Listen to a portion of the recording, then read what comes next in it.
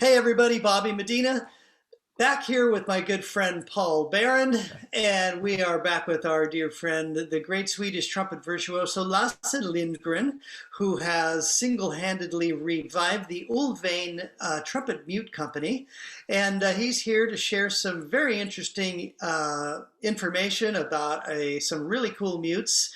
And today we're going to talk about the original Dizzy Gillespie bebop mute. So welcome, Lasse. It's good to have you here. Can you tell us what involvement Dizzy Gillespie had with the company way back, and how that mute is special? Sure. It started, I mean, I don't know really when he's made his mutes. It was in the 50s when Mr. Gunnar Ulvain made the mutes. But in 1958, I think in 22nd or around 20th of May, 1958, Jazz at the Philharmonic played in Sweden, in Stockholm Concert Hall. And Gunnar Ulvain went there, and afterwards there was a jam session at that time, the famous Nalen Jazz Palace in Stockholm. And Dizzy went there together with Roy Eldridge, and there they met, and Gunnar Ulvain had his mute with him, and let Dizzy try it, and he fell in love with that, and Roy Eldridge fell in love with the poppy valve lubricant as well. So they both got one thing.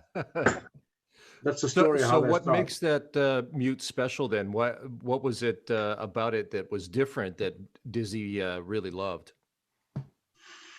The sound, and it plays in tune, and the intonation and the sound, and it's perfect, and that's what he liked. He found his own sound, and it became the bebop, equal to the bebop sound. Miles had his sound, and Dizzy found this to be perfect for him. Mm-hmm. So he played on that. I was in the shop when I was a young boy, and in the Ulvain's shop in Uddevalla, when Dizzy Gillespie called and asked for more mutes, and it was very nice. He really loved those mutes. Yeah. So what are they made out of? Tell us a little bit about the construction of them. It's copper, and quite thin copper, and it's chrome plated.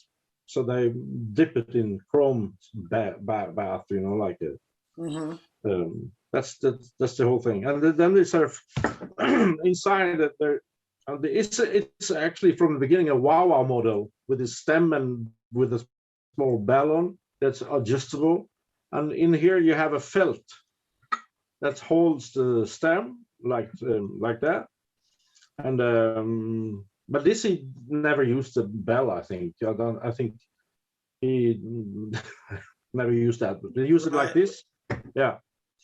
And then yeah, I recently saw a video of John Faddis playing one of these, and we all know John was a disciple of Dizzy, and man, he sounded fantastic with this mute. So can you play it a little bit? Describe to us what the sound is like. Is it a warm sound to you? Is it brighter? Is it something else? You want me to play or just to talk about it? Well, why don't you play a little something, and we'll listen to it, and we'll try to discern for ourselves.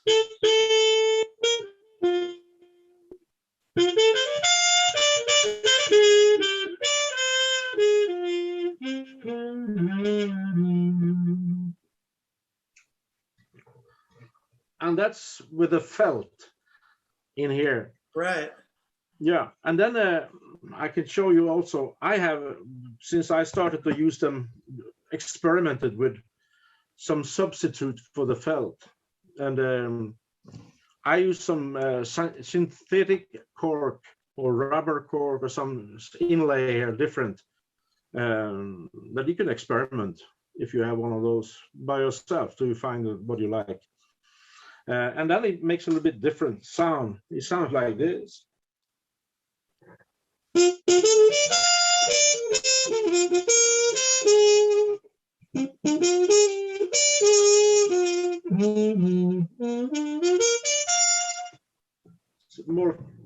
More crispy sounds, more like a little brighter sound, a little buzzier. Yeah, Mm. Very cool. Well, tell us a little bit about the original cup mute as well, the Dizzy Gillespie cup mute. It looks like this. Um, it's the same copper, chrome plated. Yeah, these are beautiful mutes. I got to tell everybody Yeah. this. Just looking at these things, Mhm. they're fairly weighty. They have a lot of substance. They really help focus sound, and just are. I would say this is a really sort of accentuates deep, low sounds, timbre of your Mm. instrument, and Mhm. it's a very cool sounding mute. Is this a special thickness, or are these thinner than other mutes, or? Uh, it has variations. What do you say in English? Through the years, originally they were quite light. That means it was a thin metal. And then, for instance, I have another one here. It's much heavier, and it was made in the 80s, I think. This one, and they have different. Now I try to go back and make them so as light as possible to make, because they are handmade in this. They call the metal spinning, the Right. method Mm-hmm. when you make them. And if you make it thinner, it will just crash. I mean, the Mm-hmm. metal will break. Uh-huh. So, and and I experimented with a different thickness in here of the mute, and here, also in the cup. The cup doesn't have that much importance, the thickness, for the sound as this part. I mean, in the metal. Right. And And does the nickel plating add a lot of weight to it? Is that a heavier metal? not really. Maybe a little bit, but it's chrome. It's not nickel. I think it's. Oh, I'm sorry, I don't think chrome. Yeah. Yeah. I don't. Maybe that's nickel inside. I don't. But I'm No, not it's sure. not. It's not. It's different. So, But it's also available in gold plated. I have gold plated, and maybe I will find out if it's possible to make silver plated for someone. I mean, I know people. I have a gold plated, and some people want. You can get that if you want. Of course, it's wow, more expensive. that's And very cool. yeah. Well, what really knocks me out about all of these mutes is that they sound so, we've said this a few times now, organic. They don't sound like a cheap piece of metal. They sound really warm and fat and lots of overtones, and yeah, they're really wonderful mutes. And And the in other, tune.